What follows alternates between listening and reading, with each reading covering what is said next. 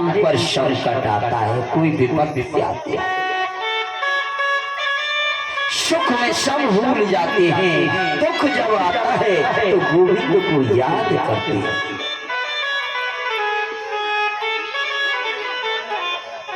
दुख में सुमिरन सब करे,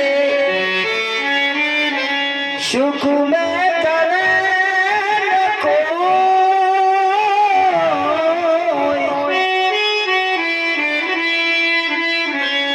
जो सुख में सुमिरन करे तो दुख काहे को।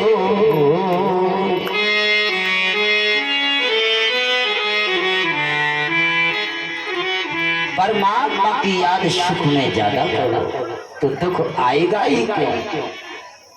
एक बात मुझे याद आ रही है बंधुओं, एक पर्वत था, उस पर्वत का नाम था त्रिकूट पर्वत। त्रिकूट का अर्थ होता है तीन प्रकार के शिखरों वाला। कूट ही दरअसल में पर्वत का नाम था। उस पर्वत में शव मंगलमयी कतरा में बड़े बड़े हिंसक प्राणी, बड़े बड़े जीव जंतु उसमें निवास करते। त्रिकूट पर्वत की मंगलमयी कंदरा में एक हाथी रहता है जिसका नाम है गजेंद्र, गजराज। गजेंद्र नाम से उसको विभूषित किया जाता है, जाना जाता है। गजेंद्र का अर्थ होता है हाथियों का राजा। बहुत बड़ा शक्तिशाली था, उसके 50 पत्नियां थी और 150 पुत्र थे। जब वो अपनी पत्नियों के साथ और पुत्रों के साथ जंगल में भ्रमण करने के लिए जाता था तो छोटे मोटे जीव जंतु सब उनकी जय जयकार करते थे। उसको बहुत बड़ा अभिमान हो गया और टेढ़ी नजर से सब जीवों की तरफ देखने लगा। देख करके बोला, तुम्हें यहाँ कोई तकलीफ हो, कोई शताए, कोई संकट हो तो मुझसे कहना, मेरे राज्य में कोई दुखी नहीं रहेगा। और मेरे अंदर जो है 10,000 हाथियों का बल। अपनी 50 पत्नी और 150 पुत्रों के साथ एक दिन वो गजराज एक विशाल सरोवर में स्नान करने के लिए गया। सरोवर में अथाह जल था। हाथी को स्नान करने का बहुत शौक होता है।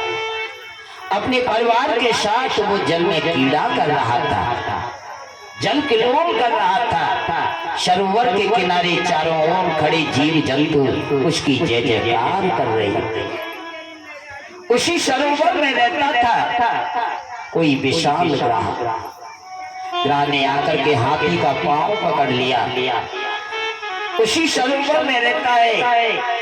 जैसे ही हाथी का पैर पकड़ा, हाथी ने विचार नहीं किया, सोचा छोटा मोटा कोई जीव जंतु है, मेरा पैर पकड़ लिया है। जब उसे मालूम हो जाएगा कि राजा का पैर पकड़ा है तो मुझसे क्षमा याचना मांगेगा।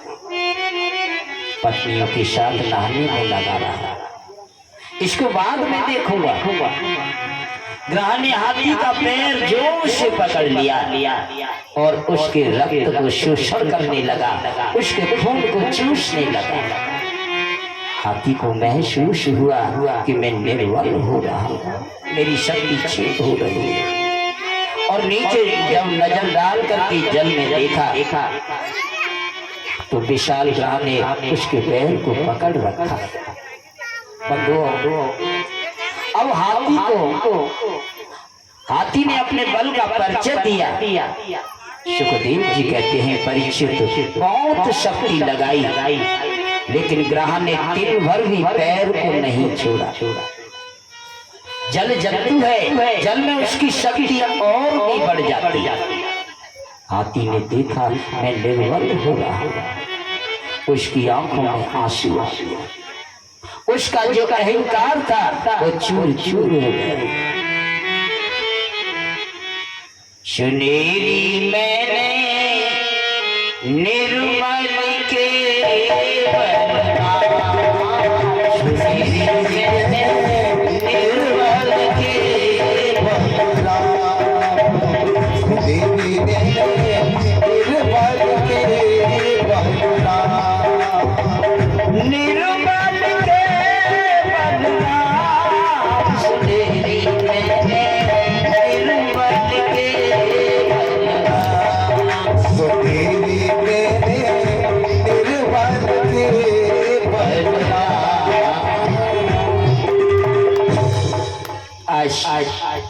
वो गजराज अपनी पत्नियों से बोला, देवी तुम जरा मेरा सहयोग करो, मैं संकट में। अपने पुत्रों से कहा, बेटा मेरी सहायता करो, मैं संकट में। पत्नी और बच्चे सब शाम छोड़ करके आए, हाथी की सूंड से सूंड मिलाकर के खींचना शुरू किया। 3 महीने हो गए खींचते खींचते, लेकिन ग्रह ने दिल भर भी हाथी को नहीं छोड़ा, बल्कि उसे खींच करके नीचे की ओर ले जाने लगा। गजराज पुकारता है, बच्चों मुझे इस संकट में छोड़ करके तुम कहाँ जा रहे हो? गजेंद्र के बच्चों ने कहा, पिताजी अब हम भी थक गए, आप तो भीतर से निकलती।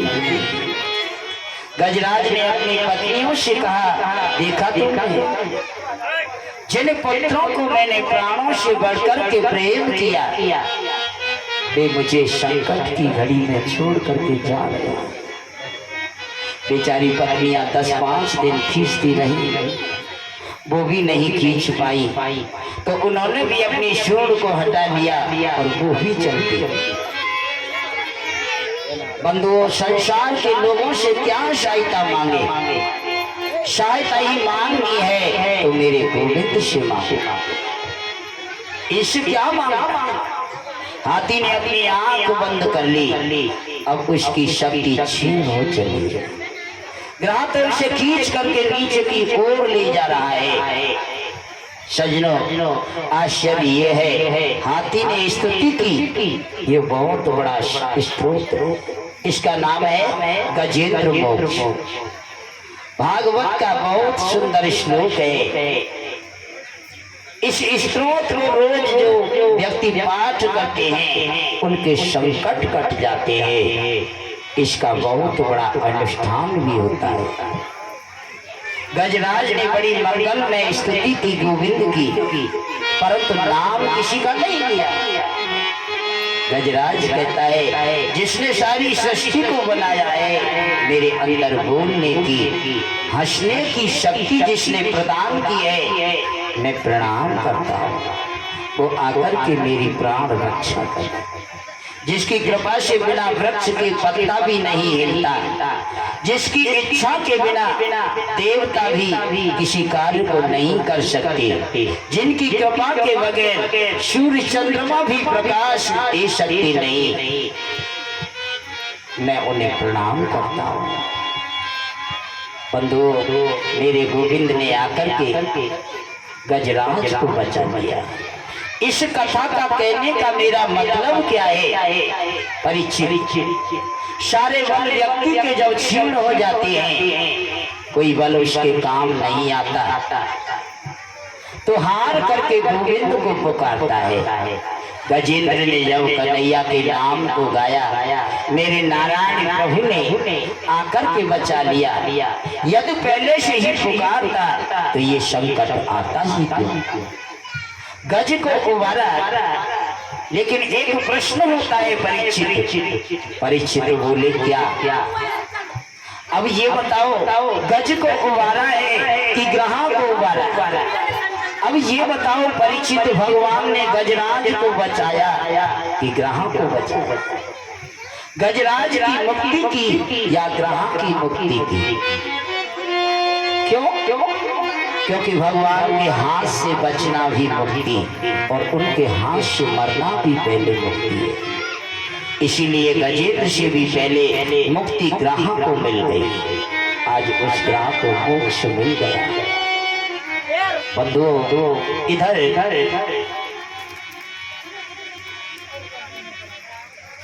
दुर्वासा जी एक बार भगवान के धाम को लिए गए थे। भगवान ने अपनी प्रसादी माला दुर्वासा जी को पहना दी। दुर्वासा जी ने उस माला को लेकर के चले सीधे इंद्र के पास। इंद्र ने संत दुर्वासा को स्वादिष्ट भोजन करा दिया और दुर्वासा जी ने वो प्रसादी माला इंद्र को पहना दी। इंद्र ने वो माला अपने हाथी को पहना दी। हाथी ने वो माला तोड़ करके पैरों के नीचे धर दिया। जानते हो परिणाम क्या हुआ? इंद्र को लक्ष्मी से भ्रष्ट होना पड़ा। इंद्र के पूरे राज को वन ने छीन लिया था। दैत्य लोग सम्राट बने। फिर देवताओं को लक्ष्य करके प्रभु ने समुद्र मंथन कराया। बांस की नाव को बनाया रस्सी और मद्राचल पर्वत को बनाया नई। समुद्र का मंथन आरंभ हुआ, लेकिन उसमें से अमृत निकलना तो दूर रहा सजनों, जहर निकल पड़ा। उस जहर को मेरे शंकर भगवान ने पान कर दिया। उसके बाद कामधेनु नाम की गाय निकली, जो गाय देवताओं ने ऋषियों को दान में दे दी। गाय के बाद सुंदर धनुष निकला, चंद्रमा निकला, कई कई प्रकार के रत्न निकले, कई कई प्रकार की अप्सराएं निकली। लक्ष्मी का प्राप्त हुआ, जो श्री नारायण की पत्नी बनी और अमृत कलश को लेकर के बंधुओं धनवंतरी निकला। दैत्य लोग छुड़ा करके अमृत को ले गए, तो भगवान मोहिनी बनकर के आई और अमृत समस्त देवताओं को मिलाकर के दैत्यों को परास्त किया। शंकर जी उस रूप को देखने के लिए आए और देखते ही रहे। मेरे कहने का मतलब क्या है?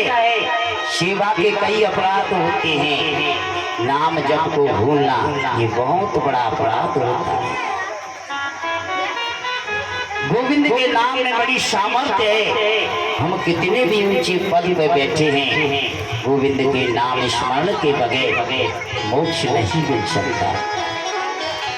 आज बंधुओं गौ सेवा का भी बहुत बड़ा अपराध होता है। जिन्होंने गौ सेवा नहीं की सबसे बड़ा अपराध होता है।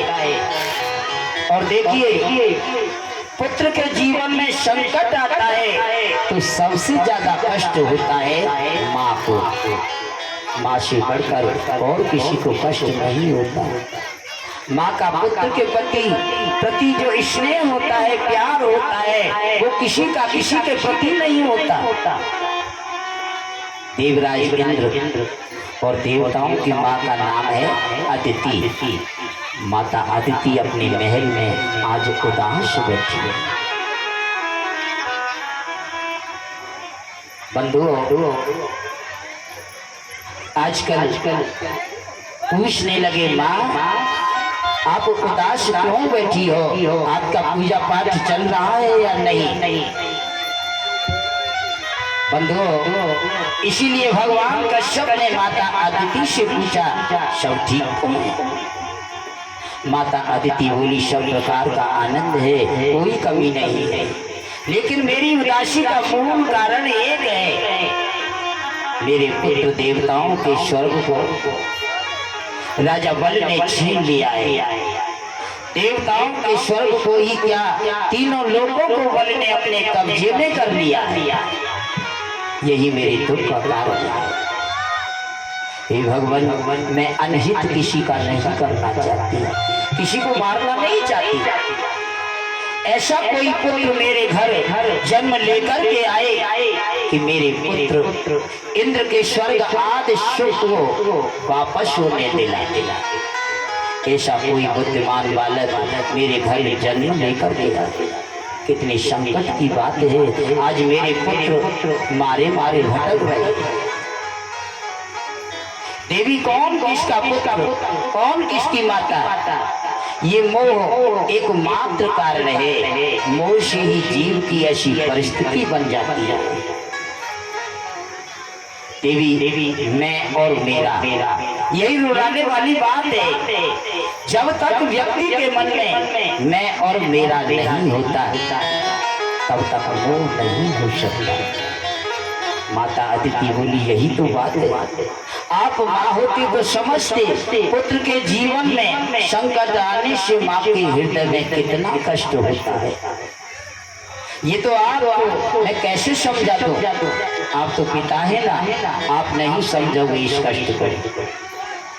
भगवान कश्यप बोले चाहती क्या हो तुम? मैं चाहती हूँ मेरे घर ऐसा कोई बुद्धिमान पुत्र हो जो देवताओं को तीनों लोगों को लाकर के उन्हें प्रदान करा। बंधुओं, भगवान कश्यप बोले देवी मैं तुम्हें 12 दिन का व्रत बतला रहा हूँ। ये फागुन के महीने में शुक्ल पक्ष को किया जाता है। इसका नाम है पयोव्रत। भगवान ने प्रकट होकर के कहा माँ आपके पुत्र इंद्र के संकट को मैं समझता हूँ, उसके कष्ट की निवृत्ति के लिए आपके घर मैं पुत्र बन करके आऊंगा। मेरा विश्वास है। जहाँ की बात तैयार है। बंधुओं, देवता बोले बहुत बड़ा संकट हम पर आ गया है। राजा बल ने तीनों लोगों को हमसे छुड़ा लिया है। त्रिलोकी के राज्य को बल ने अपने कब्जे में कर लिया।